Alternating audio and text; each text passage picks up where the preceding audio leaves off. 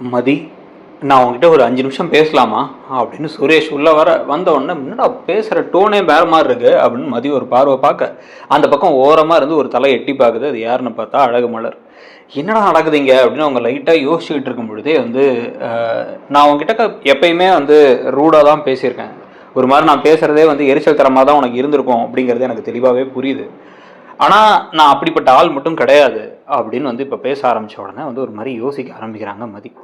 இதுக்கு முன்னாடி தான், அந்த ப்ரெடிக்ஷனுக்கு முன்னாடி தான் இப்போ வந்து பாக்கியராஜ் ஹோட்டலில் வச்சு தெளிவாக சொல்லி அனுப்புகிறார். இந்த பார், நான் சொல்கிறத மட்டும் கேளு. அந்த பொண்ணு நல்ல பொண்ணு, உங்கள் அண்ணி கண்டிப்பாக சொல்கிறா அப்படின்னா அதில் ஒரு நியாயம் இருக்கும். ஏன்னா அவள் வந்து சும்மாலாம் சொல்ல மாட்டான். அவள் சொல்கிறான்னா வந்து உங்கள் அந்த பொண்ணுக்கிட்டக்க நல்ல குணங்கள் நிறைய இருக்குது. அதே சமயத்தில் வந்து நம்ம வீட்டில் இன்னுமே வந்து பணிஞ்சு எல்லாத்தையும் வந்து கரெக்டாக புரிஞ்சு தான் அந்த பொண்ணு நடந்துக்க ட்ரை பண்ணுது.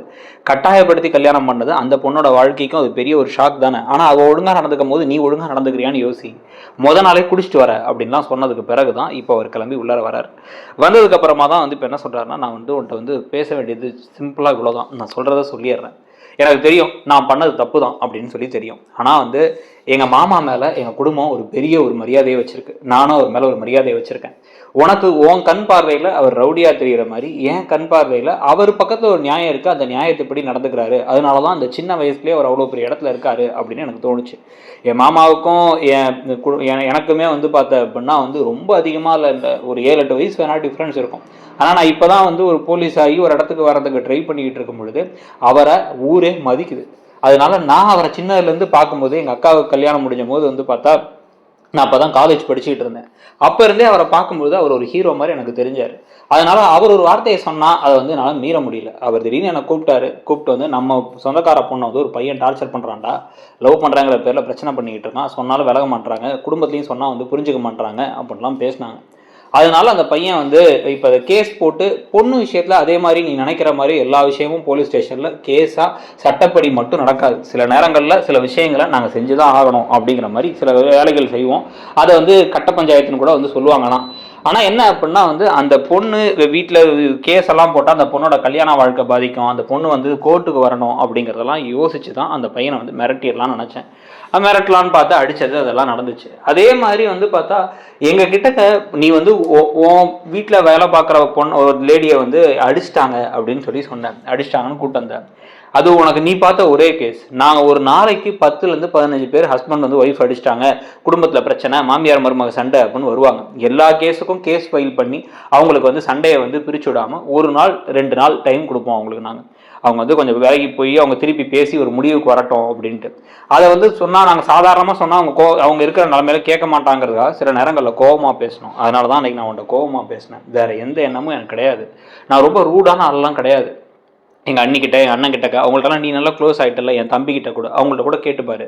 நான் வந்து அப்படி ஒரு மோசமானவன் கிடையாது. நமக்கு கல்யாணம் நடந்த விதத்தை பற்றி எனக்குமே வந்து நிறைய கவலைகள் இருந்துச்சு. ஏன்னா உனக்கு எனக்கு பிடிக்காதுன்னு எனக்கு தெரியும். நம்மளை பிடிக்காத பொண்ணு நம்மளை கல்யாணம் பண்ணிட்டு வீட்டுக்கு வந்துட்டா அப்படிங்கும் போது எனக்கு ஒரு மாதிரி நிறைய கன்ஃபியூஷன் அதிகமாக இருந்துச்சு, குழப்பமாக இருந்துச்சு. இவன் எப்படி நம்மளை வெறுக்க தான் போகிறா அப்படின்னு தோணுச்சு. அதனால தான் நான் அவன்கிட்ட அப்படிலாம் நடந்துக்கிட்டேன். எனக்கு ஆனால் எப்படியோ கல்யாணம் முடிஞ்சிருச்சு, நீயும் நானும் கணவன் மனைவி அப்படின்னு ஆகிட்டோம். இதுக்கப்புறமாச்சு கொஞ்சம் நாளைக்கு நான் இந்த விஷயத்த வேறு எதுக்காகவும் சொல்லலை. என் வேலைக்காகவோ, எனக்கு நீ திருப்பி எனக்காக பேசி அந்த வேலையை வாங்கி தருவேன், அந்த கேஸுக்காக கம்ப்ளைண்ட் வந்து வாபஸ் வாங்குவேன் அப்படின்னு நினச்சலாம் சொல்லலை. ஆனால் மனசுலேருந்து இதெல்லாம் உன்ட்ட சொல்லணும்னு தோணுச்சு. என் பக்கம் நியாயம் இதுதான், இதனால தான் இதெல்லாம் நான் பண்ணேன். அதே சமயத்தில் இதுக்கப்புறம் நான் வந்து உங்ககிட்ட வந்து நீ அந்த கேஸை வாபஸ் வாங்கு அப்படின்னு நான் உன்ட்ட கேட்க போகிறது இல்லை. ஆனால் அதுக்கு பதிலாக வந்து இதை வச்சுக்கோ அப்படின்னு வந்து ஒரு டப்பாவை நீட்டேன். என்னடா டப்பாவை நீட்டுறாருன்னு பார்த்தா புதுசாக வாங்கின ஒரு சாரீ பாக்ஸ். ஸோ அந்த பாக்ஸ் ஓப்பன் பண்ணால் வந்து இது உனக்கு வந்து கிஃப்டாக கொடுக்கணும்னு தோணுச்சு. எனக்கு ஒரு ஒய்ஃப் வரப்போகிறா, அவளுக்கு வந்து நான் இதெல்லாம் நிறைய சர்ப்ரைஸ் பண்ணணும், அவளை கூப்பிட்டு போயிட்டு வந்து நான் வந்து ஹனிமூன் போகணும் அப்படி இப்படிலாம் நிறைய நினச்சிருந்தேன். நம்ம கல்யாணம் நடந்த சூழலில் அதெல்லாம் வந்து யோசிக்க முடியல. நீ இன்னைக்கு காலேஜுக்கு கிளம்புற அப்படின்னு சொல்லி சொன்னாங்க அண்ணி. நீ போயிட்டு வா, தாராளமாக போயிட்டு வா. நான் வேணா வந்து உன்னை ட்ராப் பண்ணா சொல்லு, நான் ட்ராப் பண்ணுறேன். புல்லட்டெல்லாம் வந்து ரெடி பண்ணி சர்வீஸ் பண்ணி தான் வச்சுருந்தேன். அது என்ன வந்து கல்யாணத்துக்கு அப்புறம் ஒய்ஃபை கூட்டு போகிறோம் அப்படின்னு சொல்லிட்டு எல்லாத்தையும் இப்போ யோசிச்சு எல்லாத்தையும் நான் பண்ணி வச்சுருந்தேன். ஆனால் நான் எதிர்பார்த்த மாதிரி கல்யாணம் நடக்காதனால இப்படி நடந்துருச்சு, அவ்வளோதான் அப்படின்னு சொல்லிட்டு டக்குன்னு என்ன பண்ணுறாங்க, அந்த கிஃப்ட்டை கொடுத்து ஓப்பன் பண்ணிப்பார் அப்படின்னா அவங்க பொறுமையாக அப்படி பார்த்துட்டே ஓப்பன் பண்ணுறாங்க. ஓப்பன் பண்ணால் அழகான ஒரு சாரீ இருக்குது. இந்த சாரியை உனக்கு பிடிச்சிருந்தா ஓகேன்னு தோணுச்சுன்னா இதை கட்டிக்கோ. இல்லை நீ வந்து உனக்கு இதுக்கு மேட்சிங் ப்ளவுஸ்லாம் இல்லை அப்புறமா கட்டணும்னு நினச்சேன்னா அப்புறம் கூட கட்டிக்கோ. நான் வந்து அக்கா, தங்கச்சி, அதுக்கப்புறம் வந்து என் அண்ணி அம்மா அப்படின்னு சொல்லிட்டு பெண்களோட வளர்ந்தவன் தான். நான் ஒன்றும் அந்த மாதிரி ஒன்றும் ரொம்ப மோசமானவனோ கொடூரமானவனோ கிடையாது. உனக்கு அப்படி தெரியுது அப்படின்னா என்னை மன்னிச்சிரு, அவ்வளோதான் நான் உன்ட்ட சொல்லணும்னு நினச்சேன். எனக்கு உன்கிட்ட வந்து பேசுறது பழகிறது எல்லாமே புதுசாக தான் இருக்குது. ஏன்னா நான் லவ்லாம் பண்ணதில்லை. எல்லாரும் லவ் பண்ணியிருப்பாங்க காலேஜில் ஸ்கூலில். நான்லாம் அப்போ இருந்தே வந்து போலீஸ் ஆகணும் அப்படிங்கிறது தான் என் எண்ணம். சின்னதுலேருந்தே போலீஸ் ஆனால் ஒரு கெத்தாக இருக்கும் அப்படின்னு நினச்சி நான் எல்லா விஷயத்தையும் பண்ணியிருக்கேன். இந்த இடத்துல வந்ததுக்கப்புறமா இப்போ வந்து அந்த வேலையே போயிடுச்சு, அதுவும் ஒன்றால் தாங்கும் போது இன்னும் ஒரு கோவம்லாம் இருந்துச்சு. அவ்வளோதான் மதி, சாரி மதி, உன்னை ஏதாச்சும் வகையில் நான் ஹர்ட் பண்ணியிருந்தேன்னா என்னை மன்னிச்சிரு அப்படின்னு சொல்லிட்டு கையை கொடுக்கும் பொழுதே வந்து இவங்க வந்து கையை கொடுத்து அப்படி பிடிச்சிட்டு வந்து என்னை மன்னிச்சிரு மதி அப்படின்னு கண்ணை பார்த்தோன்னே மதிக்கே ஒரு பக்கம் குழப்பமாயிடுது. அவங்க என்னடா அது ஒரு இவ்வளோ நல்லவராக வந்து பேசுகிறாரே அப்படின்னு யோசிச்சுட்டு இருக்கும் போதே மலர் சந்தோஷமாயிடுறாங்க.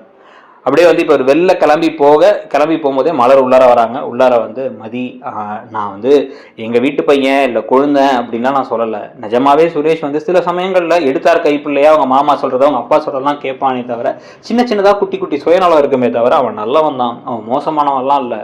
நீ நினைக்கிற அளவுக்கு அவன் இதெல்லாம் கிடையாது. என்கிட்டயே வந்து நான் அந்த வீட்டுக்கு வந்த விதம் உனக்கு தெரியும். இருந்தாலும் என்கிட்ட அவ்வளோ மரியாதையாக பாசமாக நடந்துப்பான். அவங்க அக்கா கிட்டேயும் பாசமாக இருப்பான், அவங்க அம்மா மேலேயும் மரியாதையாக இருப்பான். நல்லவன் தான் மதி அவன். ஏதாச்சும் சில நேரங்களில் கொஞ்சம் வந்து ஏதாச்சும் அவன் பேசினானா அவனை தப்பாக நினச்சிக்காத, அது அவங்க கூட நட்பு தான் எல்லாம் காரணம் அப்படின்னு சொல்லிக்கிட்டு இருக்கும் போதே வெளியே போயிட்டு ஃபோன் எடுத்து கால் பண்ணுறாரு. இந்த பக்கம் சுரேஷ் வந்து தங்கராஜுக்கு கால் பண்ணிவிட்டு, மாமா எங்கள் அண்ணன் சொன்னப்புறம் தான் யோசித்தேன், இவள்கிட்டலாம் ஆடுற மாட்டை ஆடி கறக்கணும், பாடுற மாட்டை பாடி கறக்கணுங்கிற மாதிரி நான் நல்லவன் அப்படிங்கிற மாதிரியே ஒரு பிம்பத்தை கிரியேட் பண்ணால் மட்டும்தான் இவள் வாபஸ் வாங்குவான்னு தோணுது. அதனால் கொஞ்ச நாள் லவ் பண்ணுற மாதிரி நடிக்கலான்னு முடிவு பண்ணிட்டேன். இவள்கிட்ட வந்து எனக்கு தேவையான விஷயம் முதல்ல அந்த வேலை திருப்பி கிடைக்கட்டும். வேலை திருப்பி கிடைச்சப்புறமா அவள் உண்மை முகத்தை காட்டி அவளை என்னெல்லாம் பண்ணுறன்னு மட்டும் பாருங்கள். இந்த வீட்டை விட்டு அவளே துண்டக்கானான் துணியை காணான்னு ஓடணும். என் வேலை என் கையில் கிடச்சி எல்லாம் வந்து நடந்ததுக்கப்புறமா இவள் என்ன சொன்னாலும் என்ன செஞ்சாலும் வந்து குடும்ப சண்டை, அதனால் இப்படி பேசுகிறா, எனக்கும் அவளுக்கும் பிரச்சனை, அதனால் இப்படி பேசுகிறா அப்படின்னு மட்டும்தான் ஊர் நினைக்கும் அப்படின்னு நான் முடிவு பண்ணிட்டேன்.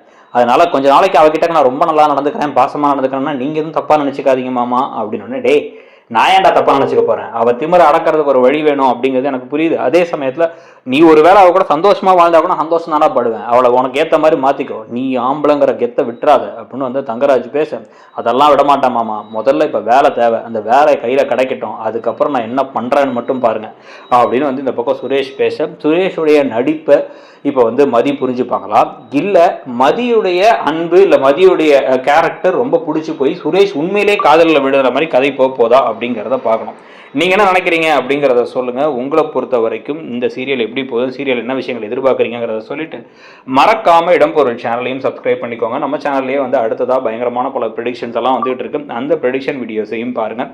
பார்த்துட்டு அப்படியே மறக்காமல் உங்களை பொறுத்த வரைக்கும் நீங்கள் பார்க்குறதுலே பெஸ்ட்டு சீரியல் எது அப்படிங்கிறத சொல்லிட்டு என்ன மாதிரி மாற்றங்களை தமிழ் சீரியல்களில் நீங்கள் எதிர்பார்க்குறீங்க, இப்போல்லாம் எப்போ பார்த்தாலும் ஒரே மாதிரி கதையாக வருதா இல்லை உங்களுக்கு பிடிச்சிருக்கா அப்படிங்கிறதையும் சொல்லுங்கள். தேங்க்யூ.